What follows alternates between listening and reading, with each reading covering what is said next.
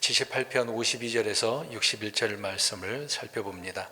계속해서 78절은 아삽의 시이고요. 이스라엘에 대한 말씀을 주로 강조하고 있습니다. 역시 오늘도 말씀을 보면 가나안 땅으로 이제 들어오게 되어진 그 이스라엘이 하나님 앞에 보여준 모습을 보여주고 있는데 좋은 모습이 아닙니다.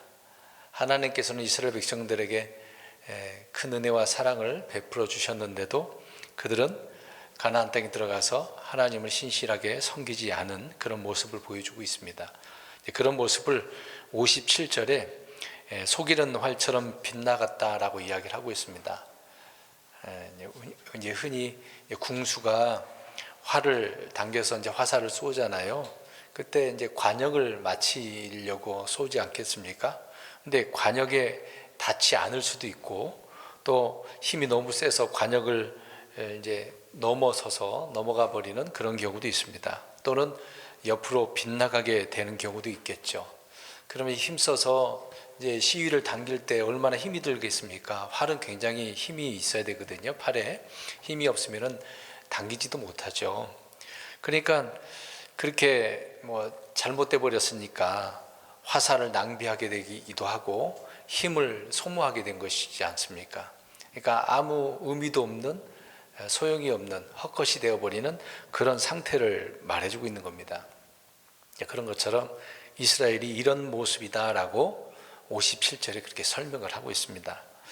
이제 52절부터 55절까지는 하나님께서 그들에게 어떻게 해주신 것을 설명하고 있고 56절에서 58절은 그들이 가나안 땅에서 잘못한 부분을 설명하고 있는 겁니다. 그래서 59절부터는 하나님께서 그들을 이제 심판하시는, 책망하시는 그런 내용을 기록을 하고 있죠. 또 더 설명드린다면 하나님은 율법을 이스라엘 백성들에게 주지 않았습니까? 모세를 통해서 주셨는데 그 율법을 주시면서 그들이 살아야 할 그 기준과 목표를 지정해 주셨습니다. 그냥 온전히 말씀대로 살라는 얘기죠. 다른 것 없이 내가 너희에게 명령한 명령대로 살라. 그렇게 해 주셨던 것입니다. 그것을 이제 율법이 이제 목표고 기준이라고 한다면 아까 이제 앞에서 말씀드린 것처럼 화살을 쏠 때 관역을 맞춰야 되는 거잖아요. 그러니까 다른 표현으로 이것이 그들의 관역이었다라고 하는 겁니다. 그러니까 율법대로 정도대로 걸어야 되는 것이 관역에 딱 맞춰지는 이제 헛것이 아니라 올바르게 산 그런 상태의 모습을 보여줬어야 한다는 그런 얘기잖아요. 그래서 하나님께서 그걸 요구하셨는데 그러지 못한 모습을 설명을 하고 있는 겁니다. 오늘날 우리 그리스도인들 어떻습니까? 우리의 삶의 본이신 그리스도를 닮아가는 삶을 우리가 살아가야 되는 거죠. 하나님의 영광, 하나님의 기쁨이 예수님을 닮고 영광 돌리는 삶이잖아요. 그런데 우리도 역시 이 부분에 있어서 빗나가게 되어진다라고 한다면 그것이 빗나가는 것은 죄이고 불법이고 헛것이 되어진다라고 말씀을 하고 있는 겁니다. 그러니까 이스라엘 백성들이나 우리 그리스도인들이나 다를 바는 없습니다. 의미상은 같은 거죠. 단지 이스라엘 백성들은 율법대로 해야 되는 거고 우리는 믿음으로 사느냐 안 사느냐 이제 그게 중요한 것이죠. 가나안 땅에 정착한 이스라엘은 하나님의 백성으로서 주님의 율법을 따라 그래서 삶의 본을 보여주어야 했다라고 하는 것입니다. 그들에게는 주님께서 주시는 이런 관역이 분명히 율법이 있었던 것이죠. 그러나 그것이 빗나갔기 때문에 빗나간 삶이었고 빗나간 그런 신앙 인생이었다라고 하는 것입니다. 또 하나님이 이집트에서 광야를 거쳐서 이들을 가나안 땅으로 인도하셨죠. 또 그들에게 율법도 주셨고 땅도 주셨고 가나안 땅을 주셨잖아요. 또 거기에 들어가서 내가 장막을 따로 치지 않아도 이미 그곳에서 살고 있었던 사람들의 집이 있으니까 그 집도 그냥 자연적으로 내가 들어가서 살 수 있었습니다. 그럼에도 그들은 주를 버리고 이방 민족들을 따라서 우상을 섬겼다라고 하는 내용이 주로 이제 구약에 많은 기록을 하고 있는 것입니다.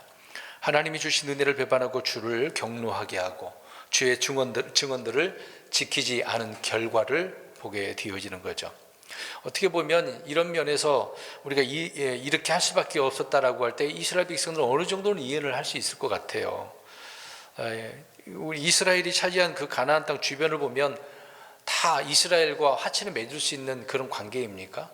전혀 그렇지는 않죠. 다 이방인들이었고 이교도들이었고 이스라엘과 함께 할 수 없는 그런 민족들이었단 말입니다. 그래서 하나님께서는 그들과 결혼도 해서는 안 되는 거고 멀리 하라고 그랬고 다 무찔러라고 말씀하셨던 것입니다. 그러니까 온전히 가나안 땅에 그들이 들어가서 그들끼리 하나님을 섬겨야 되는, 좋은 모습을 보여줘야 되는 그런 상태였어야만 했던 것이죠. 근데 주변에 우방이 하나도 없었던 것입니다. 친하게 지낼 수 있는 자도 없었는데, 근데 신명기 26장 5절을 보게 되어지면요, 유대인들의 조상이 시리아 사람들이라고 이야기하고 있습니다. 근데 그들이 이제 이집트 땅에 들어가서 나오게 되어지는 거죠. 그 구절을 제가 읽겠습니다. 또 너는 주 내 하나님 앞에서 말하여 이르기를 내 조상은 멸망받을 수밖에 없는 시리아 사람으로 그가 소수의 사람을 거느리고 이집트로 내려가 거기 체류하면서 거기서 크고 강력하며 수가 많은 민족이 되었는데, 야곱을 또 이야기하는 부분이지. 물론 아브라함도 들어간 부분도 있겠지만 그냥 소수가 들어갔던 거 아닙니까? 근데 들어가서 뭐 사람도 많고 어떤 힘도 많이 있는 그런 민족이 되어서 나오게 되었던 것이죠. 그런 말씀을 하고 있는 겁니다. 근데 우리 사실 아브라함은 어디에 있다가 이 가나안 땅으로 왔습니까? 갈대아 우르라고 하는 곳이죠. 그러면은 아브라함이 갈대아 우르로 있으니까 그게 이라크거든요. 예전에 이제 바빌론이었는데, 그럼 아브라함이 바빌론 사람이었겠습니까? 그러지는 않죠. 그러지는 않았습니다. 어떻게 보면 이제 이스라엘 백성들은 주변 국가하고 전혀 다르고 종교도 다르고 풍습도 다르고 많은 것이 달랐어요. 근데 달라야만 해야 하는데 그들과 닮아버렸으니 이게 큰 문제가 되었던 것이죠. 사사기 그 재판 관계를 보면 뭐 400년 넘는 그런 기간이긴 하는데요, 이스라엘이 침략을 받고 지배를 받았던 나라들을 보면 주로 주변 나라를 보니까 아람 족속, 모압, 블레셋, 가나안, 미디안, 암몬, 아시리아, 바벨론, 결국 망하지 않았습니까? 심지어는 에티오피아에서 쳐들어왔었습니다. 참 이스라엘 백성들은 늘 그런 상태에 있었던 거죠. 나중에 이제 1948년 우리나라하고도 해방하는 그런 연도는 같은데, 이제 해방 이후에 이스라엘은 전쟁이 계속 있었습니다. 중동 전쟁이 있었고 6.1 전쟁도 있었던 부분도 있었잖아요. 늘 이제 이기긴 했습니다만은 그래요. 근데 사실 전쟁 가운데 세워진 나라라고 볼 수도 있는데, 어떻게 보면 주의 법으로 세워진 나라라고 할 수도 있겠습니다만 칼로 세워진 그런 나라라고 또 볼 수도 있는 거죠. 모세는 요르단 동쪽 길르앗을 이제 점령할 때 그걸 다 진멸을 하고 루벤, 갓 그리고 므낫세 반지파에게 줬잖아요. 그 다음에 9지파 반은 왼 서쪽에서 땅을 분배케 해줬던 것입니다. 근데 들어가서 내가 전쟁을 해서 차지해야 되는 부분이 아닙니까? 그럼 생각해 보세요. 그들이 이 가나안 땅에 들어가서 안전하게 생존할 수 있는 방법이 뭐겠습니까? 다른 건 없어요. 오직 주님만 잘 섬기면 되는 거겠거든요. 그러면 어떤 일이 있어도 하나님이 그들을 지켜주시고 전쟁도 없고 기근도 없고 질병도 없이 잘 살 수 있었단 말입니다. 그런 약속의 말씀이 있었는데도 불구하고 그런 하나님의 약속을 저버리고 포기해버려서 결국은 오히려 종이 되어버리는 거죠. 이집트에서 종이었던 것처럼 이제 가나안 땅에 들어가서는 주님의 종이 아니라 이교도들의 이방신의 종이 되어버리는 것을 봅니다. 그러니까 승리 아니면 패배, 주인이 아니면 종이 되어야 하는 그런 민족으로 보여주고 있었던 것이죠. 우리 그리스도인들도 마찬가지입니다. 우리는 구원받은 백성으로서 말씀을 가지고 세상에 나가서 싸워서 승리해야 하는 그런 삶을 살아가야 되는데, 근데 승리를 못하고 늘 패배하면, 패배자로 살면 부끄러운 거잖아요. 우리 주님께서 십자가에서 다 승리하셨는데 우리는 늘 승리자가 아니라 오히려 정복당하는 패배자가 되어지는 그런 경우가 너무도 많습니다. 그래서 실상은 죄의 노예, 정욕의 종, 돈의 노예, 부패의 종, 그렇게 사는 경우가 많죠. 성경에 그런 내용들이 얼마나 많이 나옵니까?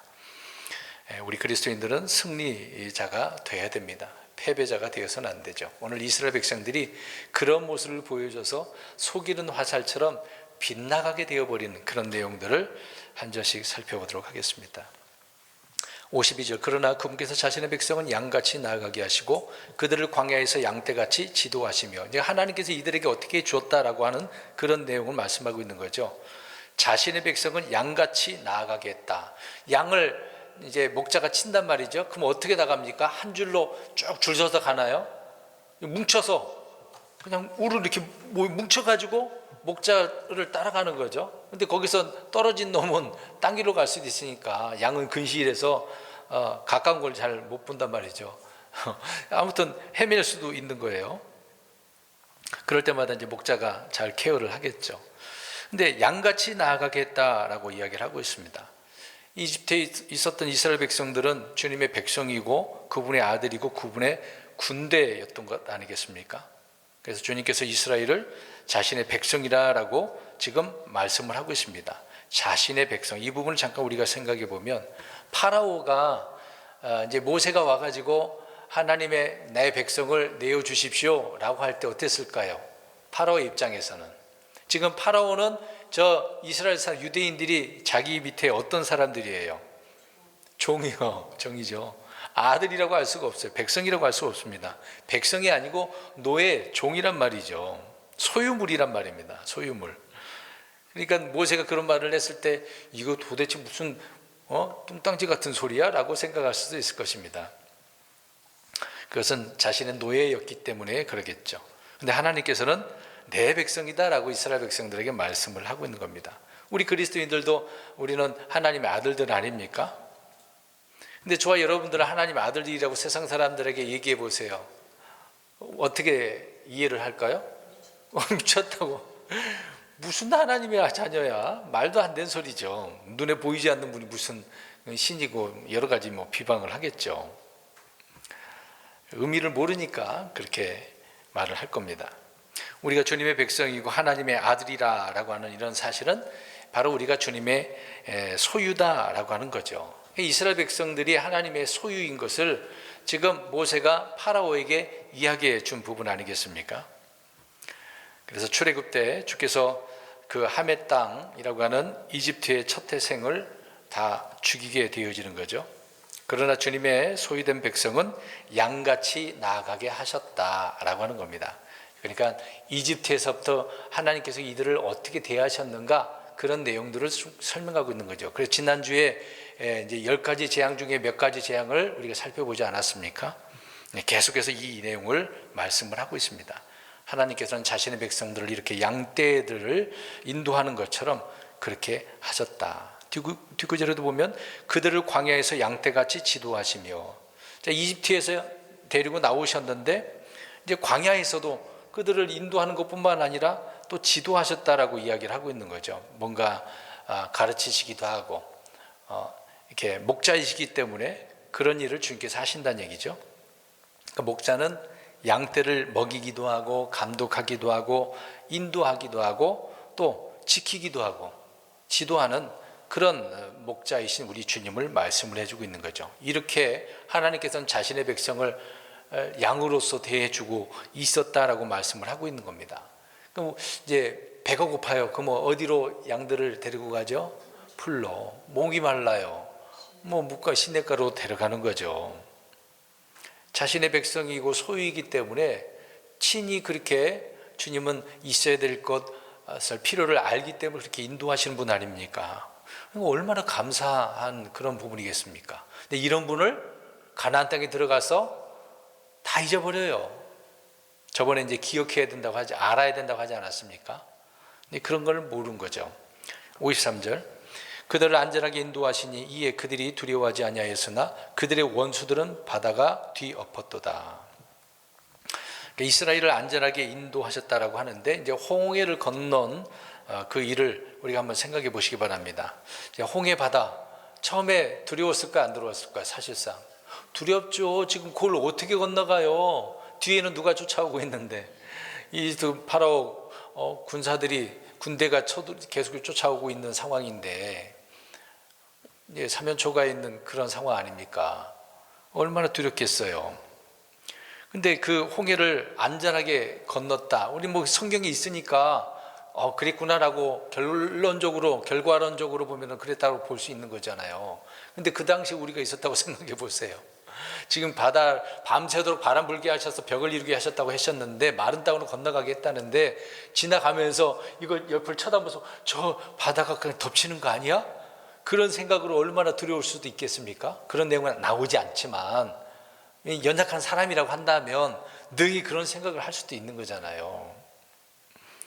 또 광야를 통과하는 것, 그것이 안전하게, 아니 뜨겁고 춥고 또 이게 사막 그 광야길에는 특히 뭐 정갈도 있고 또 뱀도 있고 그럴 수도 있잖아요. 독사도 있는 경우도 많은데 안전하겠습니까?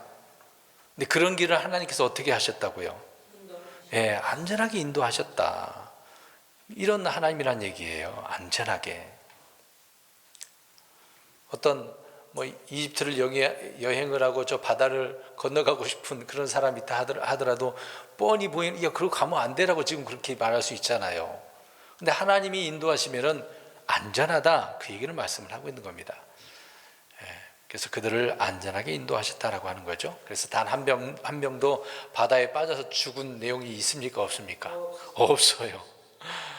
그리고 광야에서 뱀이나 정갈에 물린 사건이나 열병으로 쓰러져 죽은 사람이나 추위 때문에 고생한 사람, 그런 내용 하나도 안 나오잖아요. 뭐 기록할 필요도 없는 거죠. 사실상 하나님이 인도하셨는데. 그런 면에서는 나중에 이제 두려워하지 않겠죠. 근데 홍해 앞에 진을 쳤는데 뒤에서 파라오의 군대가 추격할 때 얼마나 두려웠겠습니까? 근데 이제 막상 바다를 건너고 나니까 또 그들이 바다에 잠겨서 죽으니까 얼마나 놀랐겠어요. 감사하기도 하고 두려운 마음이 다 사라지게 되어지는 거죠, 이제. 그래서 이집트에서 본 주님의 그 권능 중에 하나가 이 마지막 그 홍해를 건넌 사건을 통해서 우리는 알 수 있습니다. 완벽하게 이루어 주신 것이죠. 그래서 후반절을 보니까 그들의 원수들은 다 어떻게 했어요? 바다에 이제 덮여서 죽은 거죠. 두말할 필요도 없는 것입니다. 그러니까 똑같은 상황이지만 이제 똑같은 그 바다를 건너는데 이스라엘 백성은 안전하게 건넜어요. 근데 주를 믿지 않은 자들은 어떻게 됩니까? 죽음이라는 거죠. 이게 생명이냐, 이제 사망이냐, 심판이냐, 생명이냐, 뭐 죽음이냐, 이제 그런 내용인 거죠. 믿는 자에게는 주님의 말씀이 생명이 되고 권능이 되지만 그렇지 않은 자들에게는 오히려 걸림돌이 되는 겁니다. 우리는 감사하셔야 돼요. 이스라엘 백성들이 모세를 통해서 믿고 간 것 아닙니까? 그래서 성경은 믿음으로 건넜다라고 나오는 겁니다. 그때는 믿음으로 건넌 거죠. 이러한 믿음이 저와 여러분들에게 있기를 간절히 원합니다. 하나님은 그런 분이에요. 54절, 또 그분께서 그들을 자신의 성소의 경계 곧 자신의 오른손이 사신 이 산으로 데려오시고, 여기에 이제 자신의 성소의 경계라고 되어 있습니다. 경계 그러면 이제 어떤 영토를 정하는 그 경계, 국경, 그렇게 설명할 수도 있겠습니다만은 여기서는 이제 땅의 지역을 우리가 생각하셔야 될 것 같아요. 그러니까 가나안 족속들의 그 경계가 또 있을 거 아닙니까? 가나안 족속들의 그 영토인 것인데, 또 에돔은 이스라엘이 그들의 땅을 통과할 때 어떻게 했습니까? 자기들의 땅을 통과하라 그러나요? 거절하잖아요. 그래서 삥 돌아가는 그런 경우도 있었습니다. 그러니까 영토의 어떤 범위를 지금 설명을 하고 있네요. 여기서 그분의 성소의 경계는 그분의 성소가 있는 그 땅을 이야기하고 있는 것입니다. 그래서 본문은 자신의 오른손이 사신 이 산, 여기는 시온산이 되겠죠. 성경 항상 이스라엘 백성들이 주님의 산 그러면 시온산, 하늘에도 시온산이 있고 땅에도 시온산이 있습니다. 그 시온산을 말하고 있습니다. 그래서 주님께서 그들의 조상들에게 주시기로 한 그 약속한 그 가나안 땅으로 그들을 데려오셨다라고 하는 그런 내용을 설명하고 있는 겁니다. 55절, 또한 이 교도들을 그들 앞에서 쫓아내시고 줄을 그어 그들에게 상속재산을 나누어 주시고 이스라엘 지파들이 자기들 장막에 거하게 하셨도다. 이 교도들을 쫓아내셨어요. 근데 실질적으로 이스라엘 백성들을 통해서 쫓아내라고 하긴 하셨는데, 근데 하나님께서 앞서가셨다라고 하는 그런 내용도 있거든요. 이스라엘은 가나안 정복 전쟁을 벌이면서 그들을 죽이고 쫓아내기도 했고, 이 일을 주께서 앞에서 행하신 분이라고 말씀하고 있는데, 출애굽기 23장 28절을 보시면 이런 말씀이 있습니다. 또 내가 말벌들을 내 앞에 보내리니 그들이 히위 족속과 가나안 족속과 헷 족속을 내 앞에서 쫓아내리라 라고 하셨습니다. 그러니까 이 말은 이제 그 당시 이런 말씀을 미리 해주고 계셨거든요. 이 말을 들은 이제 이스라엘 백성들 그 회중들을 한번 생각해 보시면 어떨까요? 저 보세요. 저와 여러분들이 지금 광야에 있어, 이스라엘 백성들처럼. 근데 하나님께서 말벌을 미리 보내가지고 그들을 무찔러 주신대. 믿어져요, 안 믿어져요? 그렇다 믿음 있는 사람, 그렇게 하나님이 말벌로도 사람 죽이겠네, 쫓아내시는구나, 그렇게 믿을 수도 있겠지만, 의심 있는 사람, 무슨 벌로 하나님을 죽여, 하나님께서 사람들을 이렇게 죽여, 이해가 안 되는 사람도 많을 수도 있을 겁니다. 근데 하나님의 무기는 다양하죠. 자연 만물을 통해서 무기를 사용할 수도 있겠습니다만은, 이 곤충들을 통해서도 하나님은 죽일 수 있다는 얘기죠. 신명기 7장 20절에 또 말벌 이야기가 나옵니다. 또한 주 내 하나님께서 말벌을 그들 가운데로 보내서 마침내 그들 중에서 남은 자들과 너를 피해 숨은 자들을 멸하시리니. 그러니까 하나님은 말벌로 그렇게 멸하셨다라고 한 거예요, 안 한 거예요? 뭘 말했다? 죽였다라고 그렇게 말씀하고 있는 거죠. 그래서 여호수아 24장 12절에 내가 말벌을 너희 앞에 보내어 그들 곧 아모리 족속의 두 왕을 너희 앞에서 쫓아내게 하였나니 이것은 너희 칼이나 너희 활로 한 것이 아니니라. 이 말씀 그대로 하나님께서는 벌로 죽이셨어요. 말벌로. 꿀벌도 아니고 말벌 지금 물리면 큰일 나죠. 쏘이면은 죽습니다. 죽어요. 많은 사람 죽기도 합니다. 하나님께서는 너희들을 위해서 내가 벌로 그들을 죽였어, 그렇게 설명합니다. 또 하나는 여기 기록되어 있지는 않습니다만 여호수아 10장 11절에도 보면 우박을 하나님께 내려가지고 죽이기도 했다라고 말씀을 하고 있습니다. 놀랍잖아요. 하나님은 친히 그렇게 먼저 앞서가셔서 싸우시는 분이라고 말씀하고 있는데, 또 그러면서 그 구절을 보니까 줄을 지어서 상속재산을 다 나누어 주셨어요. 12지파에게. 이제 오른쪽은 2지파 반이고 왼쪽에 9지파 반에게 다 나눠 주시지 않았습니까? 그들에게 영구히 상속물로 주셨던 것이고, 거기에 자기들 장막에 거하게 하셨다. 자기들이 거할 곳을 그 지역에 다 나눠줬지 않겠습니까? 그러니까 한번 생각해 보세요. 하나님께서 완벽하게 땅도 주셨어요, 집도 주셨어요, 밭도 주셨어요, 어디 옮겨 갈 필요도 없어요. 뿌리기만 하면 막 열매가 풍성히 맺혀져요. 놀랍지 않나요? 지금 이렇다고 생각해 보면 어떻습니까? 걱정할 거 하나도 없잖아요. 근데 지금은 이렇게 할 수 있어요, 없어요? 없어요. 돈 없으면 땅도 못 사는데, 저 같은 경우에 땅 한 평도 없어요. 돈 없어서. 이 땅이 있습니까? 아무튼 이스라엘 백성들에게 모든 것을 풍족하게 해주셨어요. 그러면 가난한 자 있었을까요, 없었을까요? 가나안 땅에 들어갈 때 모르겠어요. 성경 안 나오니까 몰라요. 그 당시 들어갈 때는 가난한 자가 없죠. 나중에 이제 가난하게 된 부분이 있겠습니다만 약한 자도 없었고, 이 구절은 시편 105편 37절에 나옵니다. 역사상 이런 나라가 어디 있겠어요? 정말 놀라운 나라가 된 거죠. 복된 나라였었습니다. 그 당시에는, 들어갈 때는. 근데 들어가서 배반하고 나서는 완전히 쫄딱 망한 거죠. 기근도 많이 있었고, 그리고 먹을 것이 없어서 심지어 누구도 잡아먹었어요. 자식도 잡아먹었어요. 큰일 난 거죠. 하나님께서는 그렇게 하셨다라고 55절에 말씀을 하고 있는 겁니다. 자, 여기까지 하나님께서는 자신의 백성을 이렇게 대했는데, 이제 56절부터 보세요. 하나님의 은혜를 정말 망각한 거죠. 그럼에도 그들은 지극히 높으신 하나님을 시험하고 노엽게 하며 그분의 증언들을 지키지 아니하고. 그럼에도 그들은, 그러니까 뭔가 잘못됐다는 것을 알 수가 있습니다. 가나안 땅에 살게 된 이스라엘은 주님의 은혜에도, 주님의 복에도 불구하고 하나님을 시험하고 경노케 했다라고 이야기합니다. 사사기 2장 2절에 너희는 이 땅 거주민들과 동맹을 맺지 말고 그들의 제단을 헐라하였으나, 그렇게 해라고 했는데 너희가 내 목소리에 순종하지 아니하였도다. 어찌하여 너희가 이같이 행하였느냐.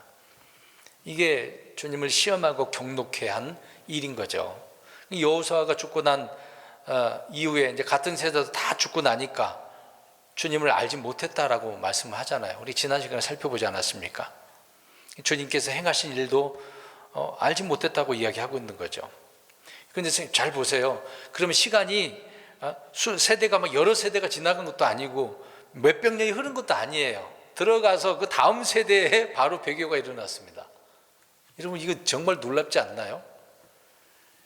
그래서 우리가 지금 이제 가정을 이룰 때 자녀를 낳잖아요.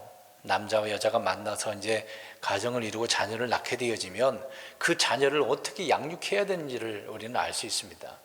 하나님의 말씀으로 잘 양육하지 못하면, 주님을 모르고 그냥 넘어가게 해버리면 그 아이는 어떻게 돼버리겠습니까? 뭐가 되는 거예요? 믿는 자가 아니라 불신자, 그냥 이교도가 되는 겁니다. 그 다음 세대에 그렇게 돼버리는 거죠. 이게 심각한 문제거든요. 근데 이런 내용들을 우리가 이제 구약 성경을 보면서 우리 성도들의 가정을, 자신의 가정을 어떻게 이끌어 나가야 되는가, 굉장히 중요한 거거든요. 근데 너무 무심코 넘어가는 것 같습니다. 주님의 말씀보다는 세상 공부를 더 하게 만들고, 교회에서 성경 공부하는 것보다는 학원 가서 공부하는 것을 더 우선시하고 있으니까, 미래를 생각해 보면 그 자녀가 어떻게 될 것이라는 것을 굉장히 고민해 봐야 되거든요. 세상 공부 잘 하면 출세를 하고 잘 먹고 잘 살 것처럼 생각하지만 전혀 그렇지 않습니다. 믿음의 눈으로 성경을 읽고 깨닫게 되어지면 세상에서 사는 것이 얼마나 잘못된 삶을 살게 된다는 것을 알게 되어지는 거죠. 어찌됐든 이것이 가나안 땅에서 이스라엘이 행한 일들이라고 말하고 있는 거죠. 주님의 증언들을 지키지 않은 그런 것들. 나중에 갈라졌을 때 단지파들은 또 이제 재판 관계도 나오지만 제사장을 자기가 원하는 사람 세운 거예요.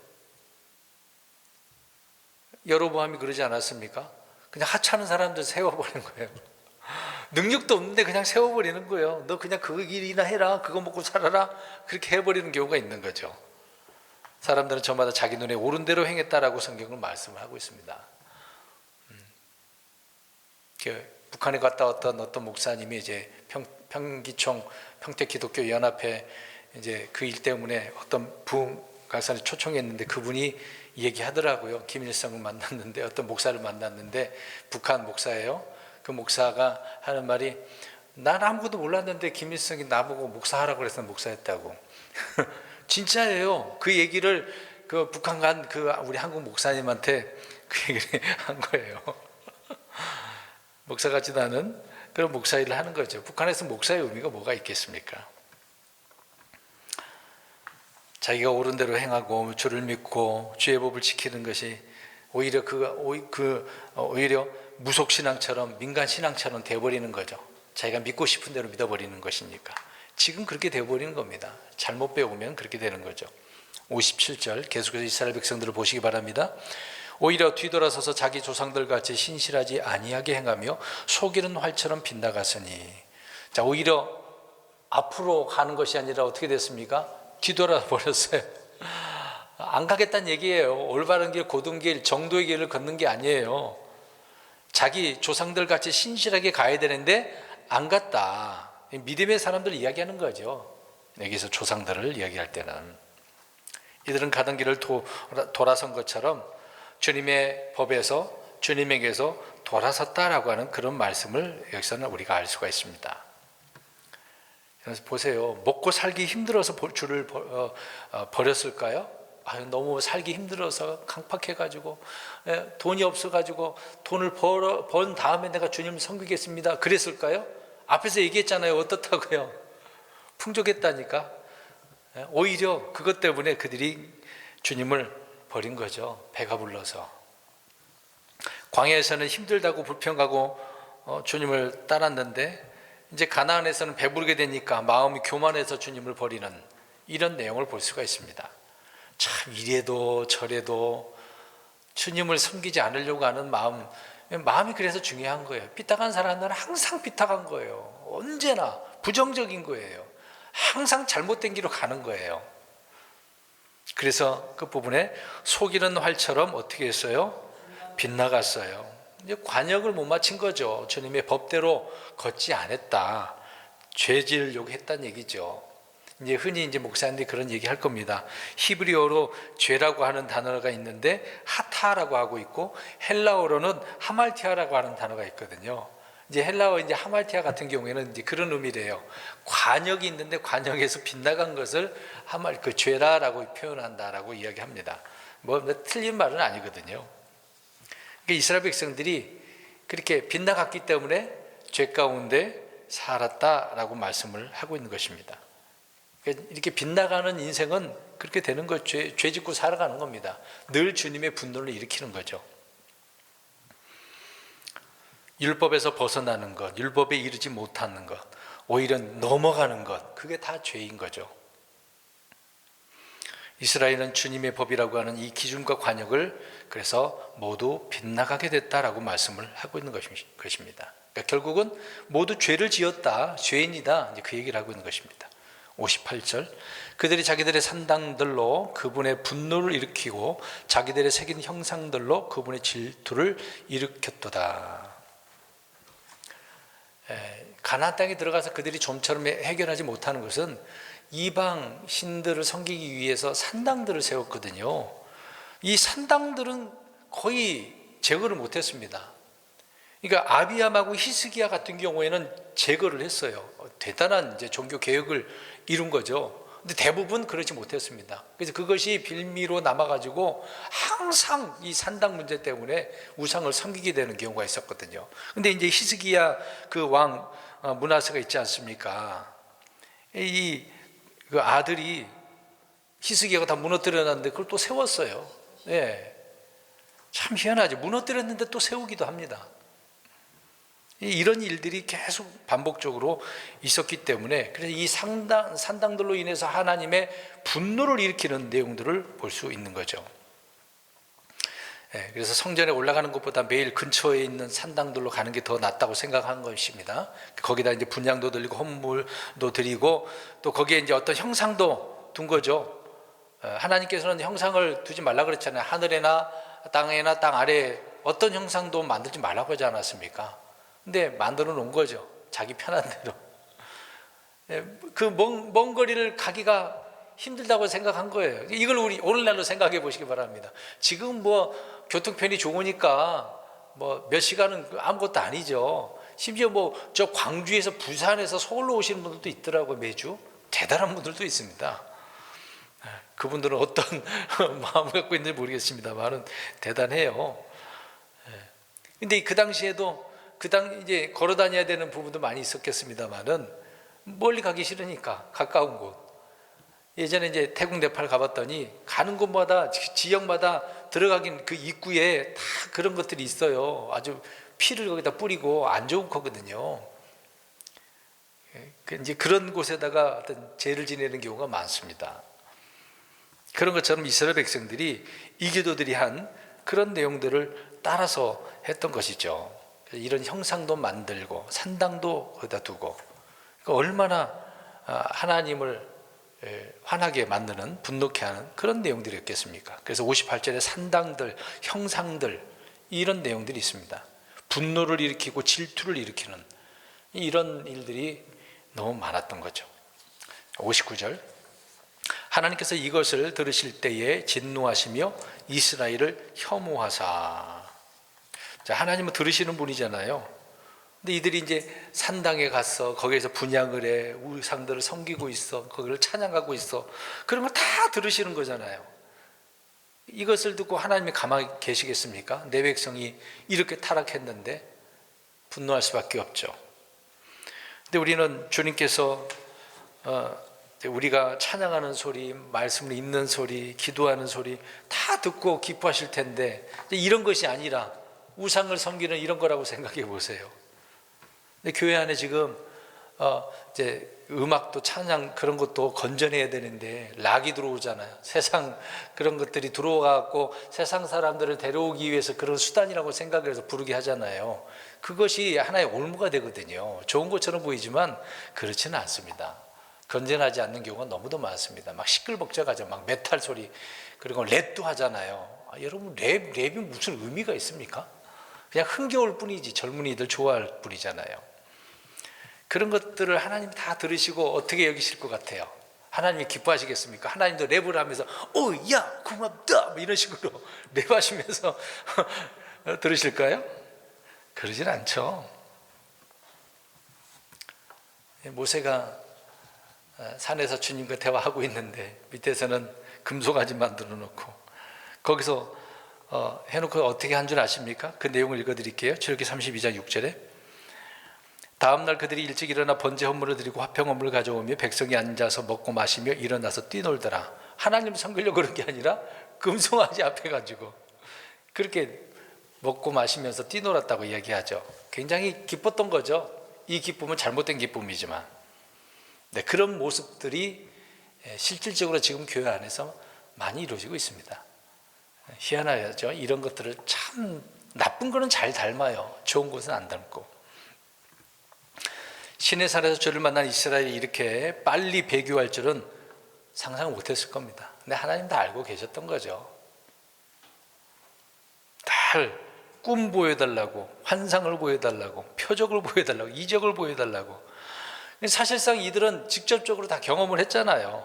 그런데도 믿음이 있었어요, 없었어요? 없었다니까요. 다 삐뚤어져 있었습니다. 마음이 여전히 삐뚤어져 있었으니까. 사람은 표적으로 어떤 변화도 없다라고 성경을 말하고 있는 겁니다. 그게 광야 교회였거든요. 이스라엘 백성들이 그래서 그랬던 것입니다. 근데 이것을 닮아가지고 지금도 보여달라고 그러고 참 어리석은 사람들이 너무도 많습니다. 60절 실로의 성막 곧 친히 사람들 가운데 두신 장막을 버리시고, 그러니까 하나님께서 화나셨어요. 그러니까 성막은 어디에 있었다고 이야기합니까? 실로에 그 장막을 주께서 버리셨다고 이야기하네요. 그러니까 이제 가나안 전쟁 그 때에 이스라엘의 수도가 이제 이 실로였거든요. 나중에 이제 뭐 예루살렘이 되겠습니다. 헤브론에서 또 거기 예루살렘이 되겠습니다만은 그 전에는 실로에 있었습니다. 이제 길갈에서 약 32km 정도 떨어졌는데 이 실로에 모여서 성막을 세웠던 것이죠. 그 당시에는 거리적으로 보면은 이 실로가 가나안 땅의 중심 지역이다라고 하는 것을 알 수 있습니다.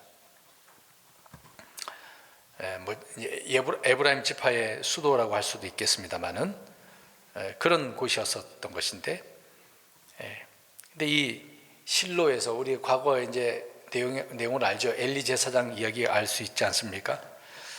이제 사사 시대에 이제 거의 끝나는 부분이었거든요. 그 엘리 제사장 말년에 블레셋 전투에서 언약궤를 어떻게 해버립니까? 빼앗겨 버리고, 이제 엘리 제사장은 자기 법궤도 빼앗기고 자녀도 죽었다 그러니까 거기서 쓰러져서 목이 부러져 죽었어요. 네. 거기가 바로 실로였었던 거죠. 중요한 지역이었던 것인데 거기 있던 주님의 초소를 하나님께서 어떻게 버립니까? 아니, 있는 그대로 버리셨어요. 내가 이제 거기서 안 하겠다는 얘기, 너희가 내가 안 받겠다. 그걸 더럽혀 놨으니까. 네. 주께서 실로의 장막을 친히 사람들 가운데 두신 그 장막을 버리셨다라고 할 때는 이제 언약궤를 빼앗겼으니까 그런 내용을 지금 설명하고 있는 겁니다. 가나안 땅에 들어가서 그렇게 살더니 결국은 법궤도 빼앗겨 버려? 그런 상태가 된 거죠. 그래서 하나님의 영광이, 그래 이가봇이라고 하잖아요. 아기 이름을. 하나님의 영광이 어떻게 됐다고 합니까? 떠났다라고 그렇게 표현이 되는 거죠. 마지막 61절 자신의 능력을 포로로 넘겨주시며 자신의 영광을 원수의 손에 넘겨주시고, 능력과 영광을 저 포로, 원수, 이방 민족들에게 넘겨준 거죠. 결국 그 법궤에 주님의 능력이 또 있지 않습니까? 근데 블레셋에게 뺏겨주셨다라고 하는 그런 의미가 되는 건데, 그러면 보겠습니다. 이스라엘 백성들은 패배했어요. 그들은 실패한 거죠. 근데 하나님은 법궤가 빼앗겼지만 패배하셨습니까? 그러지는 않죠. 다곤신하고 같이 뒀는데 다곤신이 어떻게 됐습니까? 뭐 목이 부러지고 팔이 부러지고 막 그러죠. 난리가 났었죠. 그래서 그들이 이걸 옮깁니다. 그러니까 아스도 사람들이 놀래 자빠져갖고 저 가드로 옮기자. 거기에 하나님이 또 그들을 다 멸해버리시기도 하고, 또 나중에 에그로로 옮겨버리니까 또 그 사람을 또 죽이기도 하고, 이거 도저히 안 되겠구나. 그래서 이제 소를 통해서 보내버리는 그런 내용을 알 수가 있습니다. 이런 내용들을 오늘 말씀해 주고 있는 거죠. 하나님은 내가 너희들에게 이렇게 호의를 베푸고 친절을 베푸고 너희가 원하는 만큼 내가 다 주겠다 하고 주셨는데, 이스라엘 백성들이 가나안 땅에서 어떻게 했어요? 배반했어요. 주님을 섬기지 않아서 우상을 섬겼어요. 그런 이스라엘 백성들을 하나님이 가만히 두지 않는, 심판하시는 그런 내용들을 이방 민족들을 통해서 책망하시는 그런 내용들을 알 수가 있는 것입니다. 자, 오늘 여기까지 우리가 결론적으로 표현한다면, 오늘 이스라엘이 활이 빗나간 것처럼 죄를 지어서 율법에서 빗나간 그런 삶을 살았습니다. 그 결과 주님의 분노를 일으켜서 비참한 심판의 결과를 그들은 경험하게 되었던 거죠. 심지어 바벨론의 포로로 잡혀가게 되어지는 정말 안타까운 그런 모습들을 보게 되어집니다. 그런 것처럼 우리는 빗나간 인생이 아니라 주님의 말씀에 합당한 삶을 살아가는 믿음의 성도가 되시기를